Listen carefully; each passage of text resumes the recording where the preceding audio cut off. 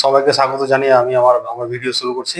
আশা করি সবাই ভালো আছেন। আমি আসমাউল কথা বলছি আপনার সঙ্গে স্টক মার্কেট সম্বন্ধে। আসলে জানেন 99% মানুষ কেন স্টক মার্কেটে লস করে বসেন? এই কারণে লস করে বসেন কেননা ওনারা দেখেন না, মানে যখন টাকা লাগায় তখন মানুষের কথা শুনে, মানুষের কথা বিশ্বাস করে, কোনো ইউটিউবারের কথা বিশ্বাস করে বা এক্সপার্টদের কথা বিশ্বাস করে তারা টাকা লাগায়। কিন্তু যখনই আপনি টাকা লাগাতে যাবেন, টাকা লাগার মূল উদ্দেশ্য বা মূল মন্ত্র হচ্ছে তার ফান্ডামেন্টাল চেক করা।